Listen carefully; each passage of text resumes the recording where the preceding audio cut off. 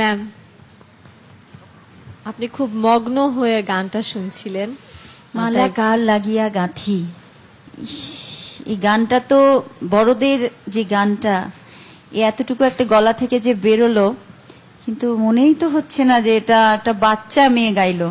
কিরে ঝুমা, কি করব আমি তোকে নিয়ে? এত সুন্দর এক্সপ্রেশন। এবং এর আগের বারও ও যে গানটা গেয়েছিল, যাও পাখি বলো তারে, সেদিন আমি যে গানটা ওর শুনেছিলাম, আমার তো মনে হয়েছিল যে মানে ওই গানটা ও এত সুন্দর গেয়েছে, এত সুন্দর বোধহয় আর কেউ গাইতে পারেনি।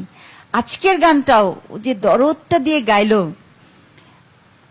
আমার মনে হচ্ছে যে ওর গলায় যে অসাধারণ একটা দরদ আছে, যে আবেগ, পাওয়ার আছে, পাওয়ার তো আছে, গলার তেজ প্রচন্ড, এবং তার সাথে সাথে যে মানে দরদটা থাকে, একটা কান্না। বা আমি ওর অন্য সময়, আমি রিহার্সেলের সময় ওর কাছে এমনি শুনেছি, লুকিয়ে লুকিয়ে আমি শুনেছি ও গাচ্ছিল একটা আধুনিক গান, এবং সেই আধুনিক গানটা সে এত সুন্দর করে গাইছিল, তখন মনে হচ্ছিল না ও পল্লী গীতি গাইতে পারে। এই যে ওর গলার মধ্যে যে আমি বিভিন্ন ধরনের যে একটা বিশালতা দেখতে পাচ্ছি, যেটাকে ভার্সেটাইল বলি আমরা।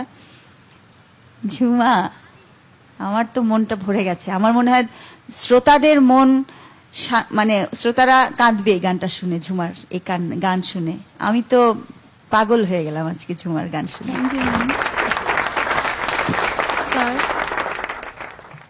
গান সম্পর্কে সমাপা সবাই বলে দিয়েছে, আর ঝুমাকে আমি বলবো, লাগবে না গাঁথতে মালা আর কারো জন্য, লক্ষ মালা গাঁথিতেছে ভক্তরা তোর জন্য।